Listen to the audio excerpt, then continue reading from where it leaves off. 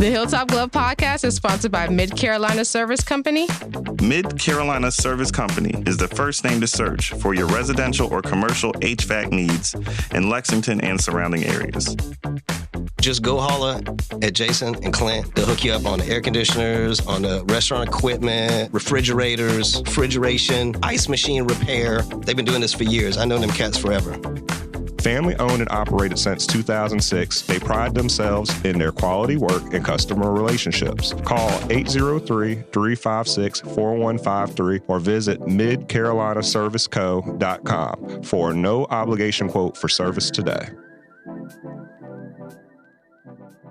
This episode of Hilltop Glove Podcast is proudly sponsored by Your Dollar Store. Located at 3017 Farrell Road in Columbia, South Carolina.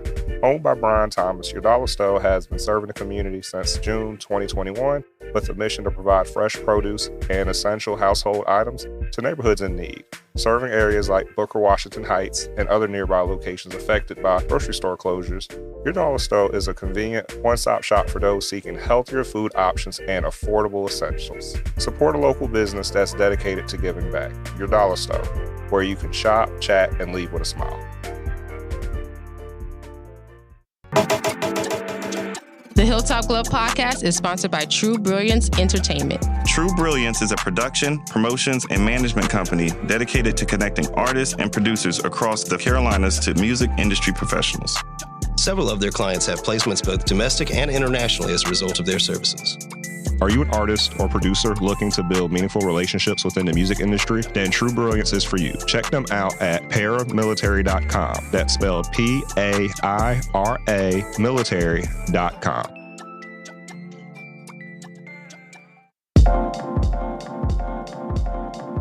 Welcome to the Hilltop Glove Podcast. Welcome to the Hilltop Glove Podcast. Welcome to the Hilltop Glove Podcast. Welcome to the Hilltop Glove Podcast.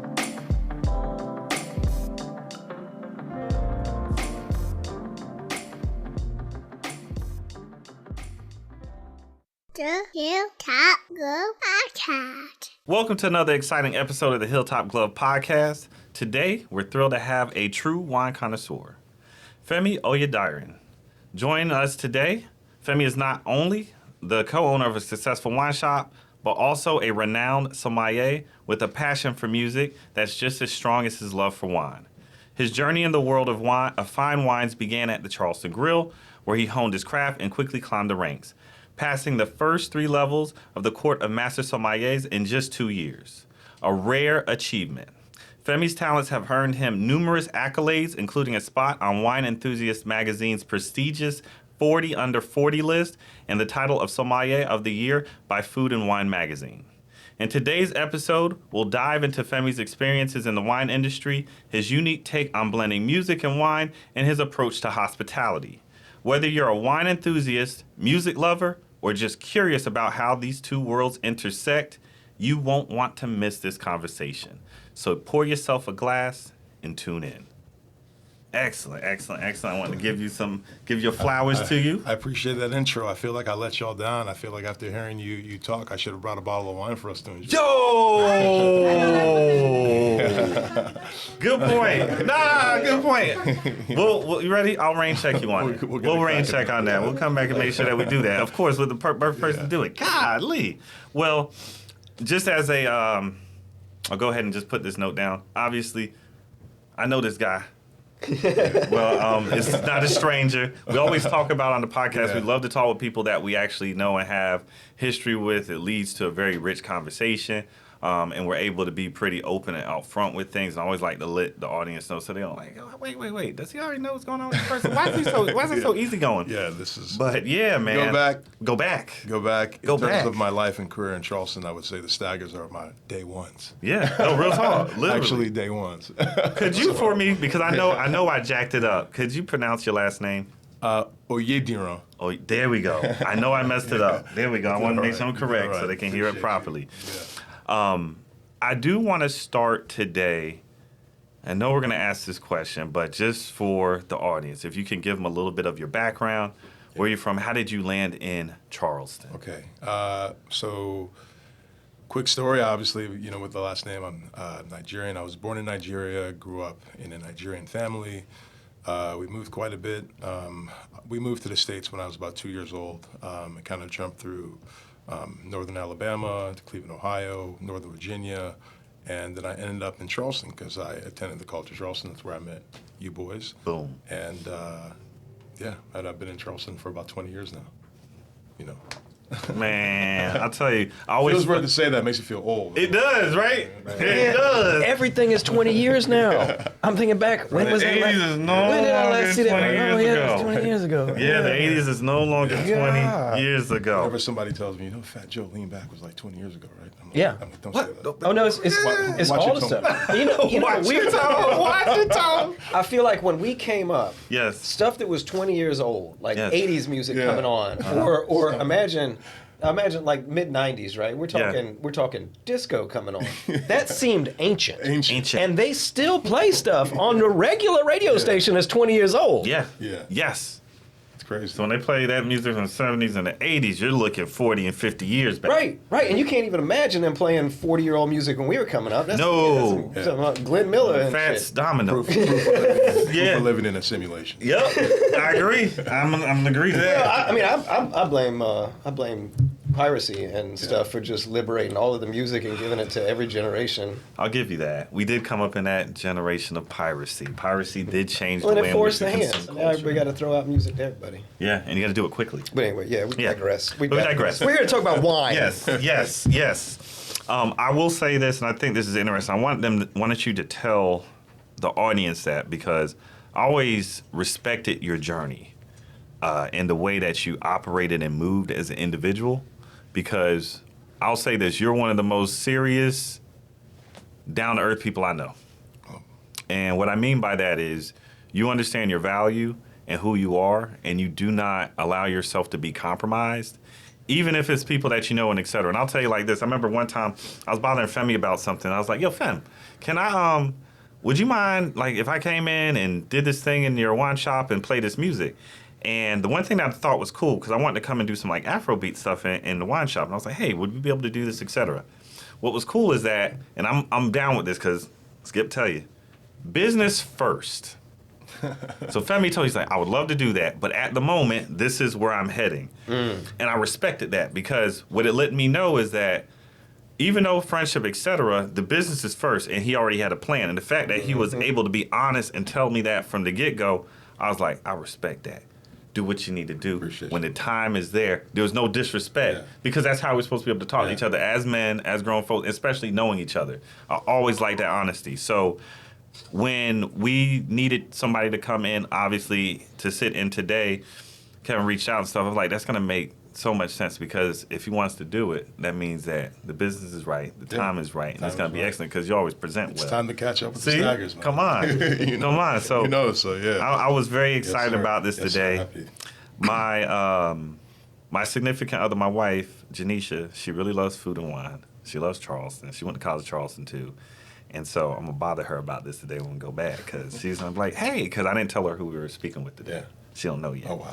So obviously, I want you to talk about your transition just to start off for folks because this is, of course, how we grew up, dibbling dabbling in music, great performer, good stage presence, playing with live bands and et cetera. So moving from that to becoming an advanced sommelier is very fascinating. That's not a normal journey. It's not a normal travel. People don't normally do that. It kind of blew my mind when you told me about you doing that at first, but then I was like, yo, if he put his mind to it and that's what he wants to do, he's going to get it. It's going to be accomplished. Were you always interested in this, or did you just kind of fall into it? No, I didn't know anything about wine.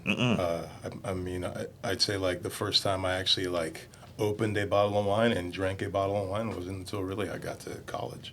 So, wine was never, a thing for me. I come from a family that doesn't drink. No one in my family had a history of alcohol. So, in fact, my parents really kind of just, they hated alcohol, very religious kind of association with drinking. And wine was never a thing. It was never at any front, back of my mind at all. And so when I got into it, I went into it this level of curiosity of like, this is this taboo thing that Right. I've never And kind of endeavored fresh. in, but it was interesting. Yeah. And I happened to get hired at a restaurant. I think we talked about the Charleston Grill, Yeah. and it happened to be the perfect time to work there. Because the sommelier that ran the wine program there, a guy named Rick Rubel, was Rick. yeah, you knew Rick. Oh, yeah, wow. exactly. Rick was at the time he was the top don in the sommelier game in South Carolina, and they had this award-winning wine program, and and he was just ready to kind of share knowledge and information with his employees, and I took him for it. So Nice. yeah. He grabbed the bull by the horns. Yeah, absolutely. seriously. Yeah. It's like, if 'cause- you're going to offer this, I'm going to take everything I can while I'm here. Absolutely. Right. Yeah. And I'll say, during your time at Charleston Grill, and I think this is interesting to note too, because we had ran into each other again, because it's the first time I actually ended up in food bev. Was that your first food and bev job? I had worked a couple different spots beforehand. Okay. But it was my first real. That was a real Dining. job. This is a fine dining Can you place, explain? I want you to right? explain that to folks, because there's a difference. In Yeah. Charleston, food and wine, food and bev is big, but explain to them that importance. You know, of that.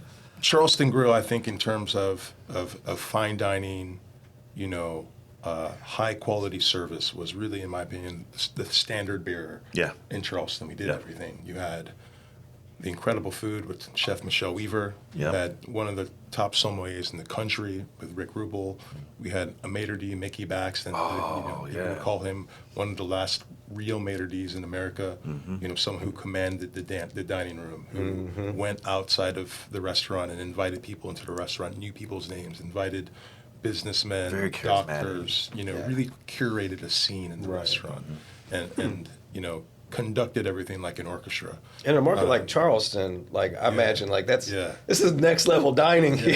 It was a really great time, and you can't forget, they had Quinnen Baxter playing music daily. Yes. So, Yes. Grammy award-winning musician now with shout out to Ranky Tanky. So it was really just an incredible time to work, not just in Charleston, but at this restaurant. So it was a really incredible opportunity to kind of spend some time there, learn from those people, and then, take off on my own. Yeah. Yeah.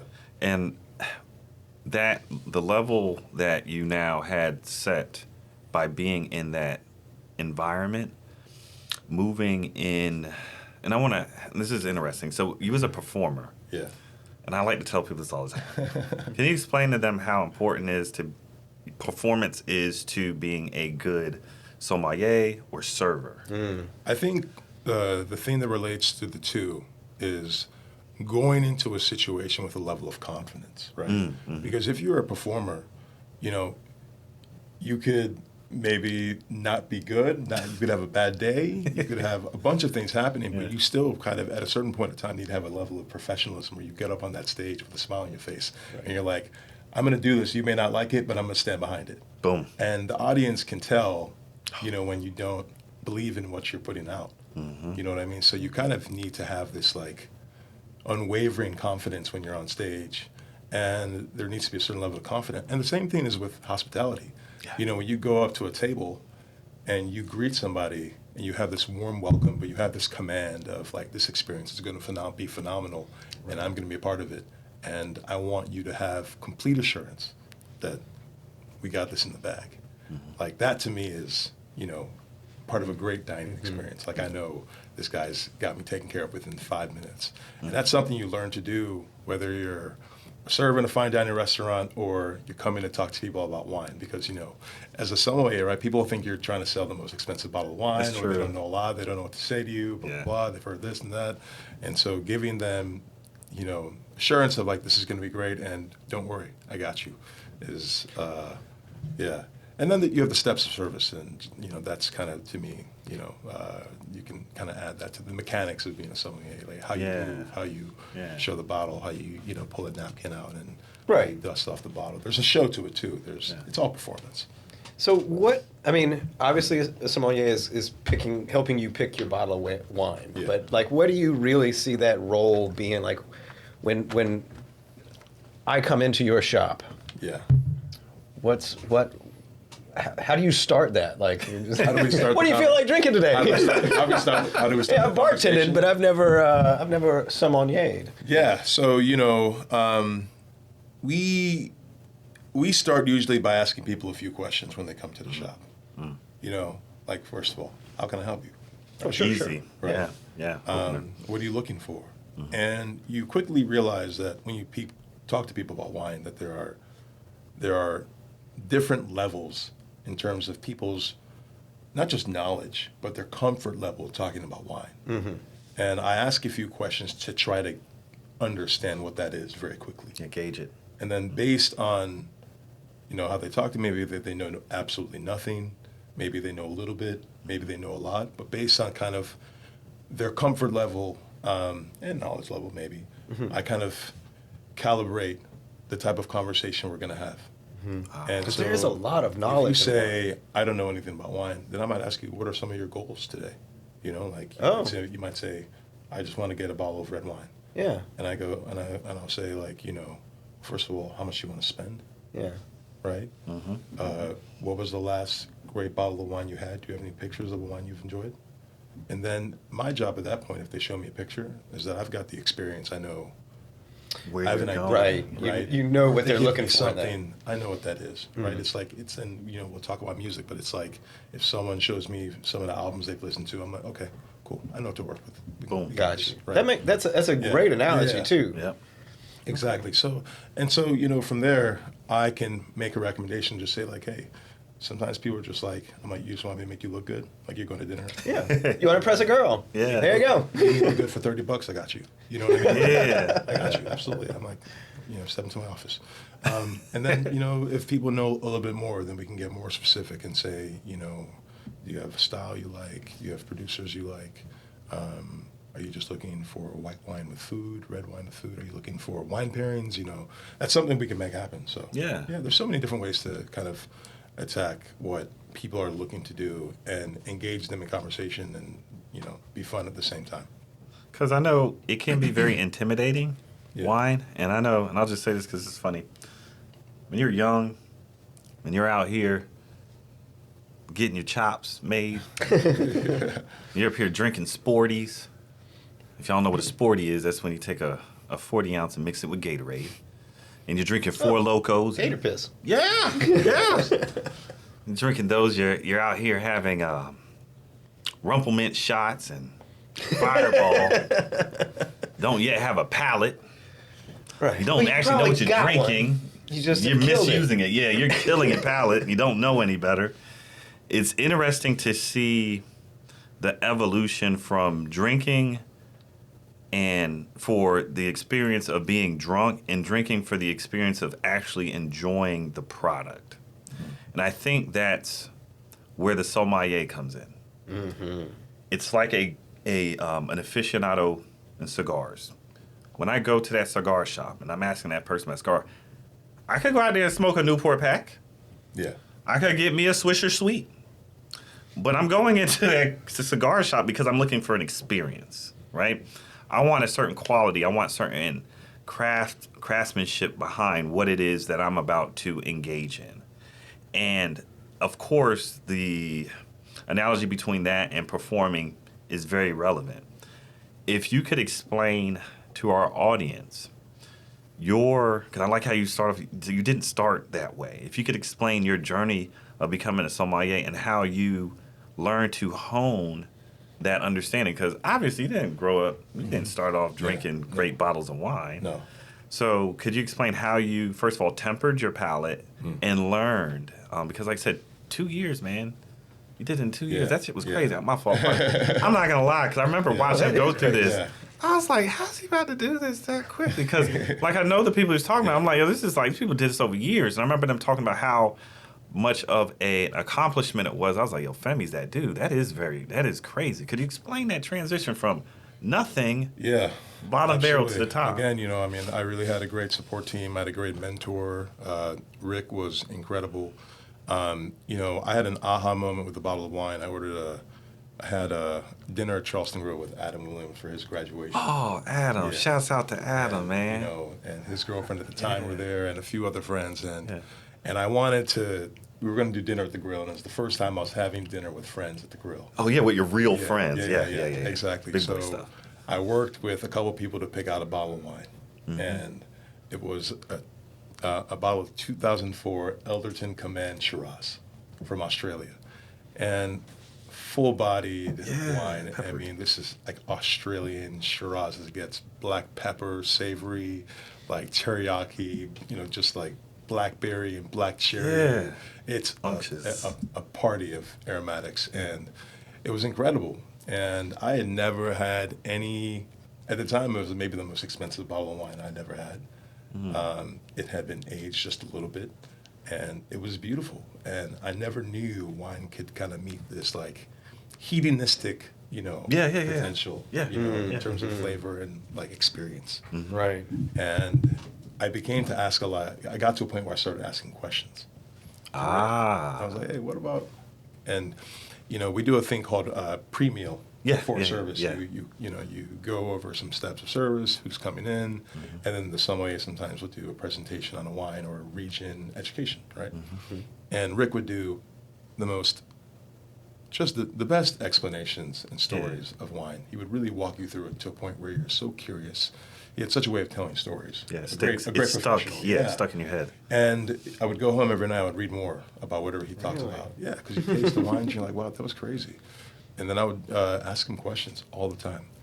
And eventually I just started buying books because I wanted to learn. And I was, I was a busboy at the time, so I wanted to learn more, and I wanted to step up. And I have a very addictive personality, and so when I started reading, I couldn't stop. And before you knew it, I was, getting to the restaurant a few hours before everybody else, reading up until I had to clock in, because I knew that if I was reading at home, I'd be late because I wouldn't. Oh, that's a good point. I wouldn't put the book down. So I was like, that explains. The only way to not be late is just to read at work, and when people start showing up, I'd be like, okay, time to get up. Yep. That explains it. I used to be there early. We used to, because we had a little, there's a little area where you could eat lunch and stuff like that, and we sit down there and read. Wow, that's what you're doing. So you're studying about wines and flavors and aromas of stuff that you might not have tasted yet, and you end up with like a hit list at that point? No, not really. So we did regular tastings at the restaurant. Oh, I see. So you had access to that. Which was really great. Yeah. And then eventually we started a tasting group that actually got started because I was asking so many questions. Rick was just like, how about we set a time? You're explaining so much. Where we can do a lot of that. Okay. And he goes, I'll open up some wine for you. You can like blind taste.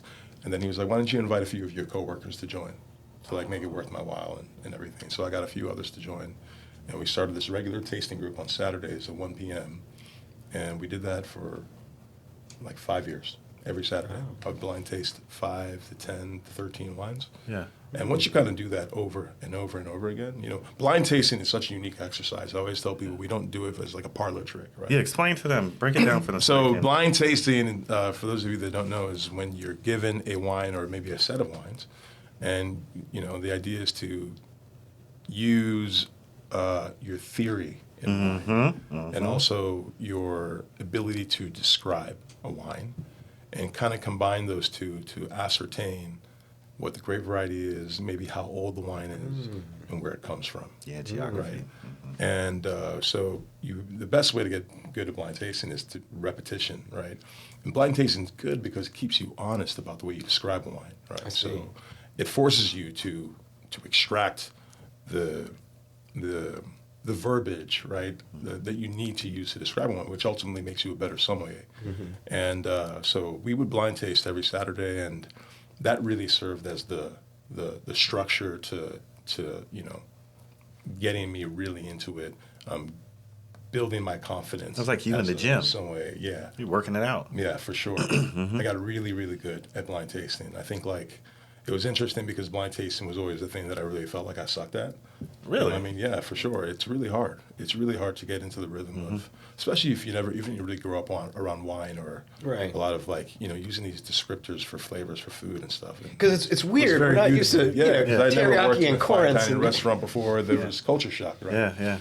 And but I was forcing myself to show up every time, to fall and get back up. Because when you blind taste, you're blind tasting in front of other people. You can make it's a lot. Oh, your ego. I don't taste that. Yeah. Your ego. You are throwing it out there in front of people, and this kind of goes back to the conversation about confidence. Yes. Is that you eventually just need to sit down and be like, I'm okay with messing up, because if I mess up, I'm going to learn from that mistake, and I trust myself. So, it really was an exercise in all of those things. Yeah. And but yeah, blind tasting was really powerful for me, and I'm very good at it now. And so that eventually led to you deciding to actually go forth with seeking your credentials. Yeah, at a point I felt good, and then one of my coworkers went and took like a test, and I was like, well, if he's going to take a test, I need to start taking these tests too. Yeah. And him and I were both at a point where we were both very competitive. Mm-hmm. And we didn't want to do any so-so okey-doke. We wanted to, like, if we're going to do this, we're going to do it for real. Mm. We don't want to be average on the list. He was like, I want to be the best. I know you want to be the best. Let's do it. And so we made a pact. And we were like, we're going to study. We're going to do what it takes. Mm-hmm. And him and I put, I think, like, the next 3 years, like... On it. Mm-hmm. And so I signed up for the introductory exam. I took that. I signed up for the certified exam. Took that a month later. And then I was like, let's go. Pricing? What's up? What's the price? The price for the exam? Yeah. I think back then, it's a little different now. Okay. Back then, I think the introductory exam was $5-something or $550 or whatever. Okay. And then the certified exam, I think, was around $400. I wanted you to say that so that people would understand, because I know this guy. He's a serious guy. Like you said, if he's trying to do something, he's going to do it. You do have to invest in yourself. You're going to have to spend some money. And these are not easy, from what I've heard. Yeah, and you got to buy the books, and you Yeah. got to the Court of Master Sommeliers, and a lot of wine is you have to teach yourself. So you have to buy the books. You have to find what books are actually good books on your own. You talk to people. You got to buy the wine that you're tasting. Right. So all those blind tastings I did are set it up. I bought a bottle and brought it. Right. Everybody brings a bottle, and I would spend between $30 and $50 every Saturday. Yeah. Which back then, just to taste. Yeah, college money, that's a bit much. Yeah, that's a lot of money. Yeah, young people out here trying to make it. But I was committed. I was committed. So I really was willing to do the work, and then I had an idea of where I wanted to go with it. I really wanted to pass the advanced exam and jump up from that. So yeah, I passed certified, and I immediately applied for advanced, which is like crazy. You can give yourself any time. It's crazy. So I remember everybody was talking about it, and I was like, he'll be fine. He'll be fine. Yeah. If you wanted to do it, there's a reason why. Yeah, and I got waitlisted the first time, didn't let me in, and I knew they were going to deny me because they're like, you just passed the certified exam. Yeah. You're expected to wait 2 years before you even apply for the advanced exam, and I applied within like months of my certified exam. F that. But like the first opportunity to apply for the next year came around, and so I sat it, and then I passed, and from there I was just like, It's like, I got this. Yeah. I got this. Yeah, I mean, it was great. At the time, it was, I think, the world has certainly changed in the last, 10 or so years. But Yeah. At the time, it was a big deal for anyone to pass that exam. Yeah. Let alone Say it. A novice, You know what I mean? brand new wine drinker. Yeah. No alcohol in the Exactly. family. That's Yeah. what blew my mind. Is because I knew you exactly. didn't have that history. Yeah, absolutely. And there was, I think there was certainly something to prove from multiple angles in my life. Yeah. Yeah. I think whenever I showed up at exams or even competitions, people were like, This guy here? Him? Nah, I can believe it. I love being an underdog. Yeah. I can believe it. They probably looked at him like, he's not serious. This guy's not serious. He's not going to happen. Yeah. Because here's the thing, Femi, he's serious about what he does, but he's a jovial guy, man. He laughs and everything. He's not a stone man. Yeah. But when you did pass that exam, and I remember some of the conversations that were had and talking to people in the grill about it and talking to you about it, but how did it make you feel? And did you decide at that moment that you were going, and this is moving into the next level, that you were going to leave that establishment to create something for yourself? Like, how soon after that did you realize, you know what, I gotta grow from here. I gotta move and leave. Because where you were at was a good place. Absolutely. Wine in many ways for me saved my life. You know what I mean? And I don't mean that from like a life or death situation. I just mean that from at a point where I was in my life and from a point where I thought I was going to be at that point in my life. There were two different ideas. And I think I had lost a lot of the confidence that I had in myself. And I allowed myself to inundate my my spirit and everything with this idea of wine. And it was great. And I studied and I put the time in. And so passing that exam, it was just like validation. I gained trust in myself again. Yeah. Now I know what he's talking about because I know the story. I set a goal. Yes. I did the work. I achieved it. You know, and so it was like I knew from then on, I'm going to set goals. I believe myself. I see. You learned a process. Thank you for saying that. Audience, they need to hear that. And I needed to be able to have a relationship with myself where I say, if I say I'm going to do something, if I commit it to words, it's going to happen. And sometimes you do need a win to really get that under your belt. Yeah. You need a bigger plaque to hang on the wall. I'm not gonna lie, man, we had some L's. Especially during the time when we were coming of age, and this is the reason why this podcast exists. No guidebooks. There was no line of, oh, this is what you need to do. This is the pathway. We were the analog to digital divide people. And so we wanted to make sure that, I mean, with this podcast, the reason why we do this is because of these types of stories. I want people to hear this and understand, because now people know you as Femi, Sommelier, owner of shop, etc. And they just think, oh, it just happened. It was just here. I was like, no, it didn't.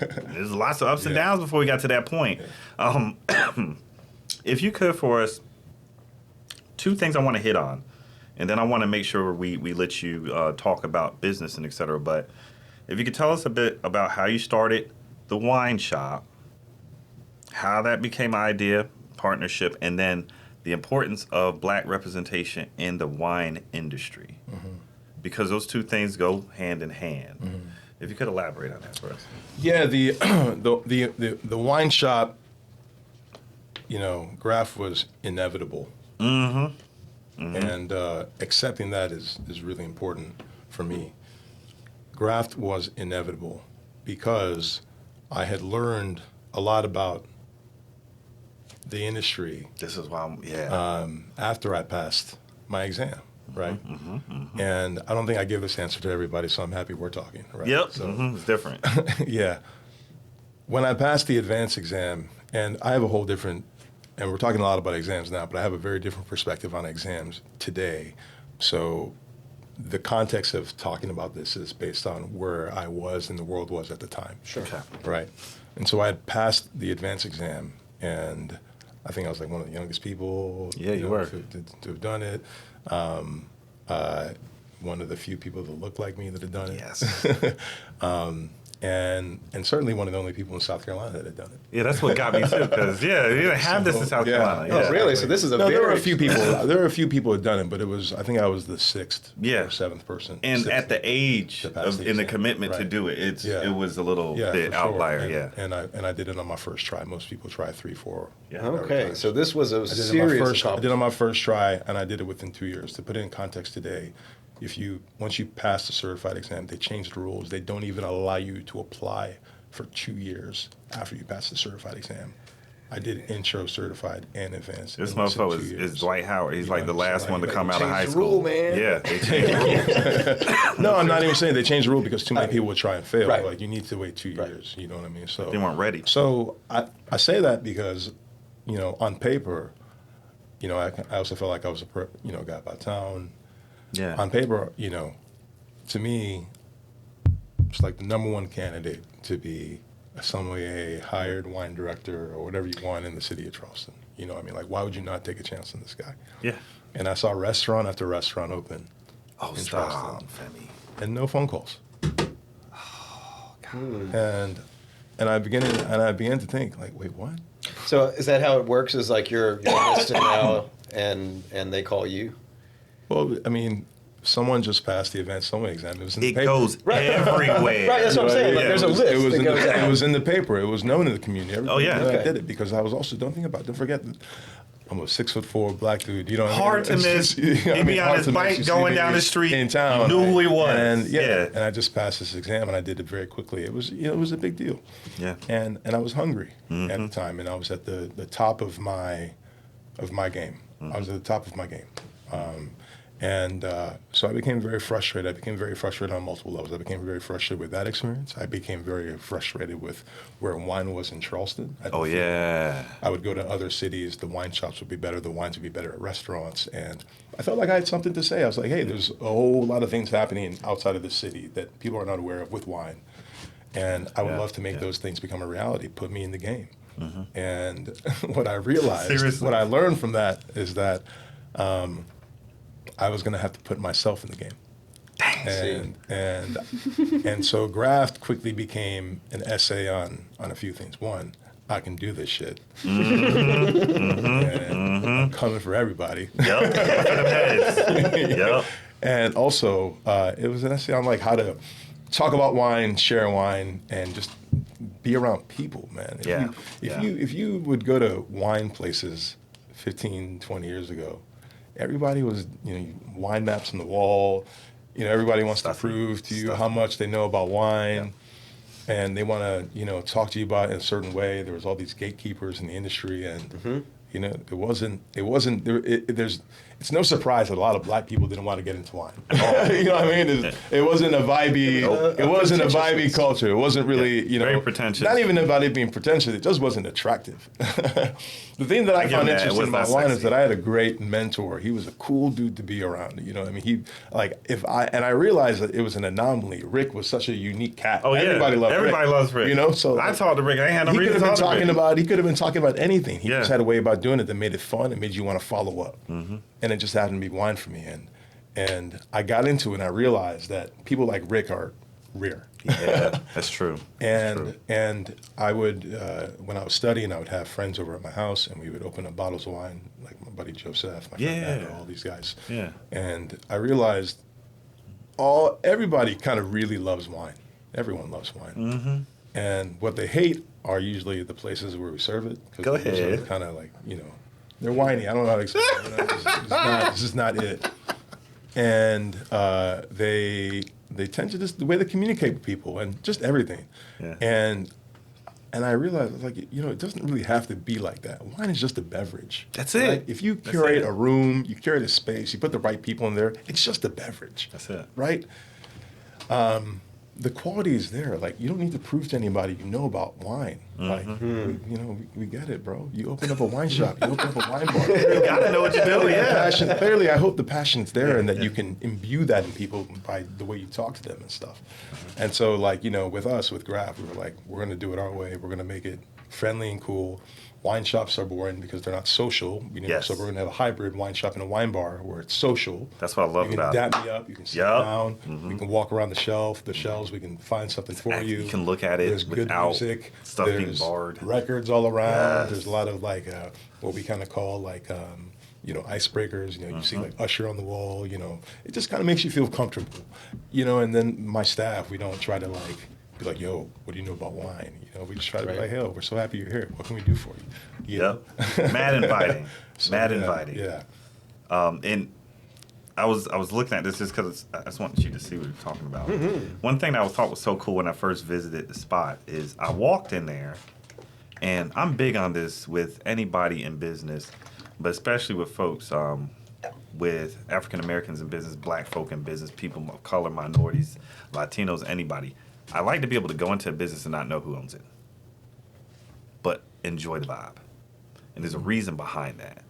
I think, and this comes from Claude Anderson talking about this, if you run your business well and you have great customer service, your product is good, you're knowledgeable about it, there's no reason why I need to tell you what my race or ethnicity is. I should be able to come in there, enjoy the vibe, and have a good time there. Every time I went in there, I'm telling you, even though I know who the person was and the people behind it, didn't matter. That's not why I was there. I was there because the product was good. The environment was cool. Everybody that I talked to that went there, a lot of people that may not even know who owned the place. They're just like, I like that place called Graft.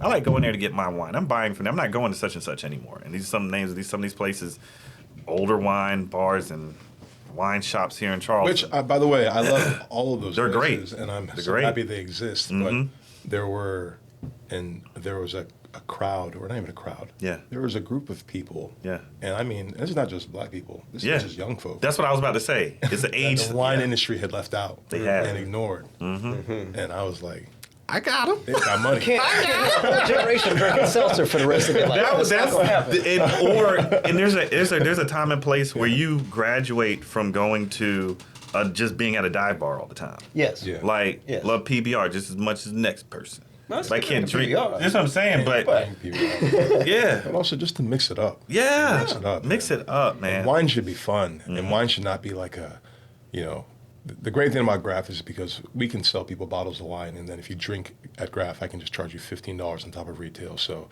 like, let's say you The game. spend $50 on a bottle of Graft.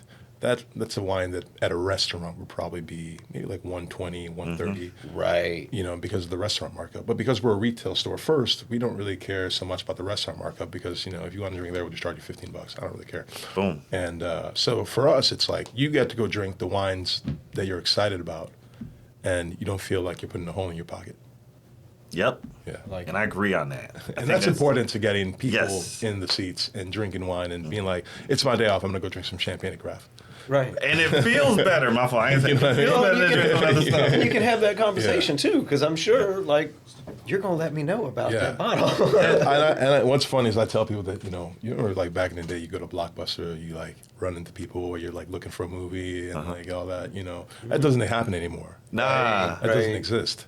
But you get that Blockbuster feeling when you go to Graft. Oh, that's a good selling point. Hanging out, you get a Yeah. bottle of wine, you might see a cute See such- girl something, in yeah. there. You're like, I was just buying a bottle. What y'all up to tonight? Boom. We should crack this. Boom, boom. You know what I mean? Boom. And I see it happen all the time when Yep. people run into each other at the Yep. shop and they make moves, and it's great. I love have created that atmosphere.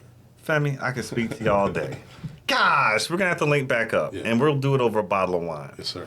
But we're going to wrap up for today. But before we do, one thing I do want you to do for our audience is drop some socials for them, give them that location of Graft, let them know where they can find you, and if you have anything upcoming that they need to be paying attention to. Okay, cool. You can find us on Instagram at Graft. Right here, that one. Yep, at Graft CHS. You can find me. I'm Femington Steele, and then Graft is the 700 King Street on 700 King Street, downtown Charleston. Can't miss it. It's a good location. Yeah. Oh, it is. Great. Come visit us on a Sunday. We do a thing called Good Neighbor Sunday. It's a parking lot party, 3 to 6 p.m. It's one of my favorite things that we do. We have a food truck outside, just really good wine, good people. You know you have to start sending your stuff to us on the daily so we can promote it. Come on, and then that way we can make sure we pop down too. Yeah. Any questions, concerns? It's been a wonderful interview. Man, I'm gonna get you. We're gonna get you longer because I had some other questions. We'll get to them. Oh, but yeah. There's lots I want to talk about. Yeah. But, I think Man, we covered it, yeah. excellent Tell scene, me man. about the name Graft. Yeah, real quick. Graft is a viticultural term.